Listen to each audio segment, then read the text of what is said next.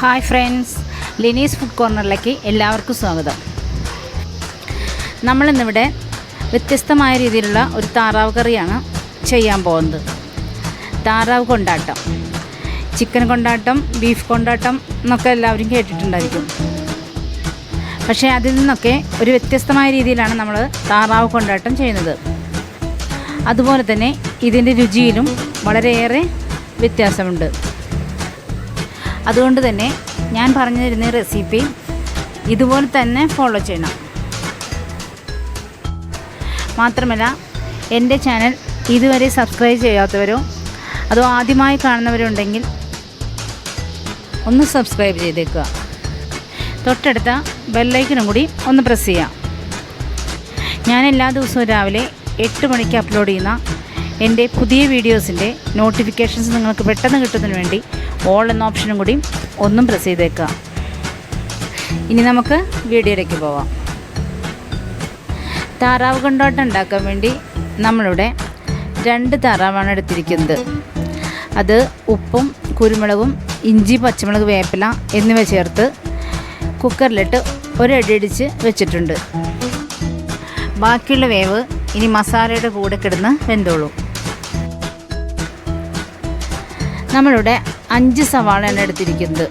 പിന്നെ 2 സ്പൂൺ വെളുത്തുള്ളി ചതച്ചത്, 2 സ്പൂൺ ഇഞ്ചി ചതച്ചത്, 1 പിടി കരിവേപ്പില, ഒരു 5-8 വറ്റൽമുളക്.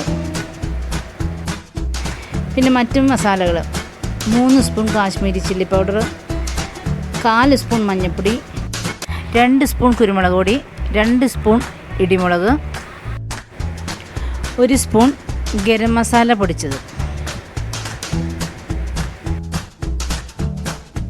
അടുത്ത് നമ്മൾ ഒരു ചട്ടി സ്റ്റവിൽ വെച്ച് ഒരല്പം വെളിച്ചെണ്ണ ഒഴിച്ചു കൊടുത്തിട്ടുണ്ട്. അത് നല്ലപോലെ ഒന്ന് ചൂടായി വരുമ്പോൾ അതിൽ നമുക്ക് ആദ്യമായിട്ട് വറ്റൽമുളക് ഇട്ട് കൊടുക്കാം. വറ്റൽമുളക് നന്നായി ഒന്ന് കളറ് മാറി വരണം. അത് കഴിയുമ്പോൾ അതിലേക്ക് കരിവേപ്പില ഇട്ട് കൊടുക്കാം. പിന്നെ ഇഞ്ചി, വെളുത്തുള്ളി ഇവയും ചേർത്ത് കൊടുക്കാം. അത് നല്ലപോലെ മൊരിഞ്ഞ് വരുമ്പോൾ നമുക്ക് അരിഞ്ഞു വെച്ചിരിക്കുന്ന 5 സവാള, ഒരു മീഡിയം വലിപ്പമുള്ള 5 സവാളയാണ് ഞാൻ എടുത്തിരിക്കുന്നത്. കൂടിയാലും കുഴപ്പമില്ല. 5 സവാള അതിലേക്ക് ഇട്ട് കൊടുക്കാം. ഇത് നമ്മൾ നല്ലതുപോലെ ഒന്ന് വഴറ്റിയെടുക്കാം. ഒരു 1/4 സ്പൂൺ ഉപ്പും കൂടി അതിലേക്ക് ചേർത്ത് കൊടുക്കാം. നല്ല ബ്രൗൺ കളർ വരുമ്പോൾ അതിലേക്ക് നമുക്ക് ഇതിൽ വേണ്ട മസാലകൾ ചേർത്ത് കൊടുക്കാം.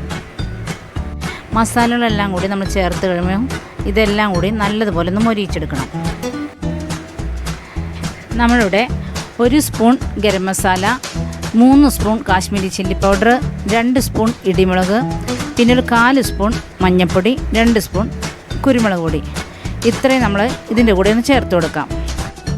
താറാവ്, ചിക്കൻ, ബീഫ് ഇതെല്ലാം കൊണ്ടാട്ടം വയ്ക്കുമ്പോൾ നമ്മൾ മെയിനായിട്ട് എരിവിന് വേണ്ടി ചേർക്കുന്നത് ഇടിമുളകും കുരുമുളകുമാണ്. പിന്നെ കാശ്മീരി ചില്ലി പൗഡർ നമ്മൾ കുട്ടികൾക്ക് കൊടുക്കാനുള്ളതുകൊണ്ട് മുളക് പൊടി അധികം ചേർക്കാൻ പറ്റില്ല. അതുകൊണ്ട് നമ്മൾ കാശ്മീരി ചില്ലി പൗഡർ ചേർത്ത് ആ കളർ നമ്മൾ എടുക്കുകയാണ്. ഇപ്പോൾ നല്ല എരിവ് വേണം എന്നുള്ളവർക്ക് കാശ്മീരി ചില്ലി പൗഡറിന് പകരം സാധാരണ റെഡ് ചില്ലി പൗഡർ ചേർത്താലും മതി. ഈ മസാല നല്ലതുപോലെ ഒന്ന് മൊരിഞ്ഞിട്ട് വരണം. അതിനുശേഷം മാത്രമേ നമുക്ക് താറാവ് ഇതിലേക്ക് ഇട്ട് കൊടുക്കാൻ പറ്റൂ. നമുക്കിനി 1 സ്പൂൺ വിനാഗിരി കൂടി ഇതിലേക്ക് ചേർത്ത് കൊടുക്കാം.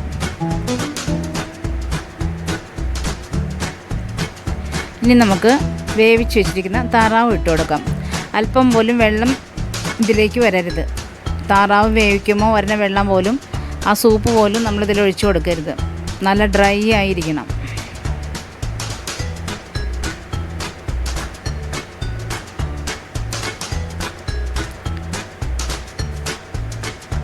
ഇനി നമുക്കിത് നന്നായി ഒന്ന് ഇളക്കി കൊടുക്കാം, എല്ലായിടത്തും മസാല വരാൻ വേണ്ടിയിട്ട്.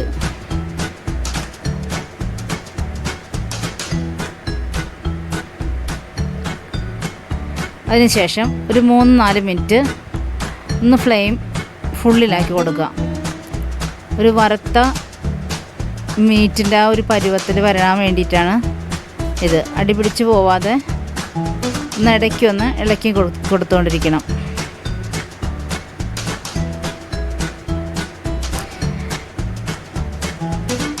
ഇതിലിപ്പോൾ ഇതിൽ അല്പം ഉപ്പിൻ്റെ കുറവുണ്ട്, അതുകൊണ്ട് ഞാൻ ഒരല്പം കൂടി ഉപ്പ് ചേർത്ത് കൊടുത്തിട്ടുണ്ട്. ശരിക്കും പറഞ്ഞാൽ ഇത് നല്ല എരിവുള്ളൊരു കറിയാണ്. നല്ല എരിവെന്ന് പറഞ്ഞു കഴിഞ്ഞാൽ നമുക്ക് സാധാരണ ഒരു കറികളൊന്നും ഇത്ര എരിവിൽ വെക്കില്ല. അതേപോലെ നല്ല എരിവിട്ടാണ് താറാവ് കൊണ്ടാട്ടം ചിക്കൻ കൊണ്ടാട്ടമൊക്കെ ശരിയാക്കുന്നത്. ഇനി നമുക്കൊരു പിടി വേപ്പില ഇതിലേക്ക് ചേർത്ത് കൊടുക്കാം. ഇനി നമുക്ക് ഫ്ലെയിം ഓഫ് ചെയ്യാം. ഇപ്പം നമ്മുടെ താറാവ് കൊണ്ടാട്ടം നല്ല സൂപ്പറായിട്ട് വന്നിട്ടുണ്ട്. ഇത് നമുക്ക് പത്തിരി, പൊറോട്ട, അപ്പം, ചപ്പാത്തി ഇതിൻ്റെ കൂടെയൊക്കെ നമുക്ക് ഉപയോഗിക്കാം. ചോറിനും നല്ലതാണ്. ഉറപ്പായിട്ടും എല്ലാവരും ഇത് ചെയ്ത് നോക്കണം.